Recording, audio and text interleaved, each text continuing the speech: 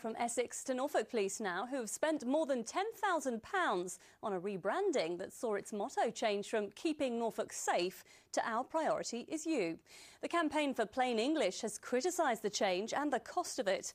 Norfolk Police say the rebranding is cheaper to reproduce and is more eco-friendly. A full house is expected at Chelmsford this evening to see if Essex's cricketers can make it to the finals of the 2020 Cup. They're up against Lancashire in the quarter-finals. Their main worry will be their home form, with just 3 wins there this season. But they do have Ravi Bopara, who will be hoping to continue his fine form with a bat. If Essex do win, they'll head to the finals day, which this year is being played at the Rose Bowl on the 14th of August.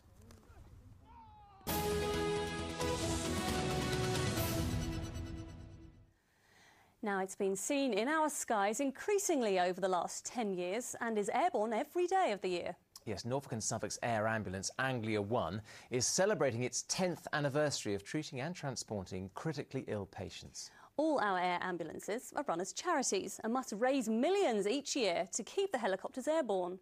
Now, in the first of 2 special reports, Kate Prout joins the crew of Anglia 1 to see how that money is being spent.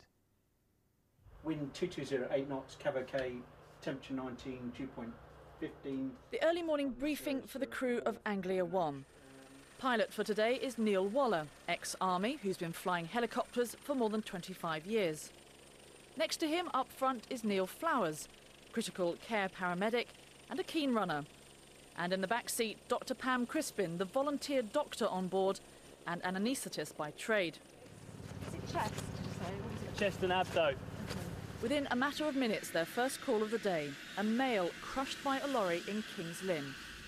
The helicopter is scrambled and makes the 45-mile-hour-long journey in just 15 minutes. But there is a problem. The patient is in a crowded industrial estate. OK, I wouldn't come any further to the left there, and if you've got a bit more space... Yeah, I can't go down there. There's stuff floating around. No worries. Come away. Aborting. A nearby field provides a better landing spot, and Neil and Pam can join the land ambulance crews.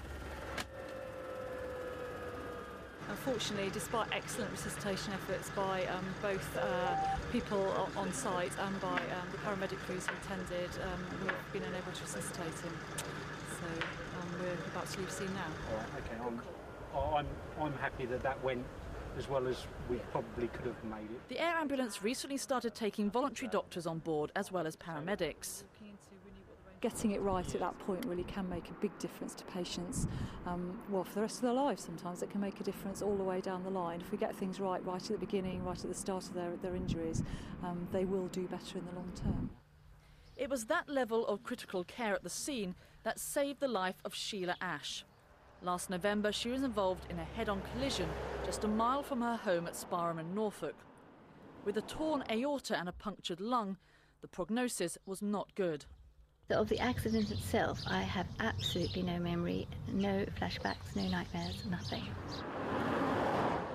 It's clear that without the helicopter bringing a doctor to the accident site, and he took the decision to anaesthetise her to lower her blood pressure and start the treatment there.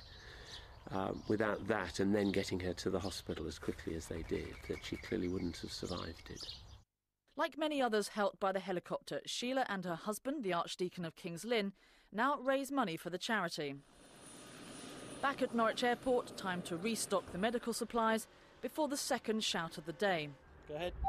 We've got a job, mate. We've got Simon on the phone. In the next programme, we follow the crew as they land on a remote country estate and hear about the constant efforts to keep the helicopter in the air. Kate Prout, Anglia News. So that second report on the vital work of the airborne emergency services tomorrow.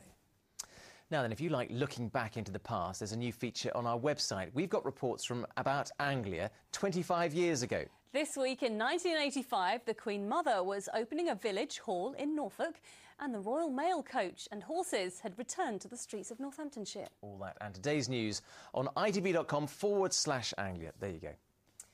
Now, a new luxury hotel has just opened in Hertfordshire and it could mean that your pet has a better holiday than you. You betcha. For the Longcroft in Welwyn Garden City is a luxury cat hotel complete with heated chalets, piped music and dinner served on bone china plates. Sounds great, doesn't it? It really is true. Neil Bradford is at the hotel for us tonight. Neil, really pampered pets, come on.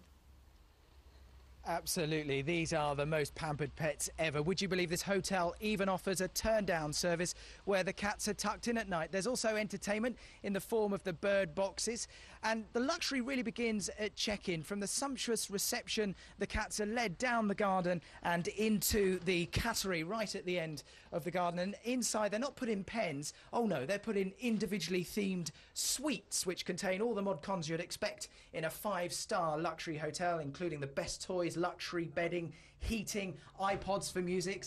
They even have their own separate bedroom and lounge areas. And for the fussy eaters, there is the a la carte menu, providing some of the best food on Sophie Conran bone china. Let's talk to the aptly named owner, Abby Purser.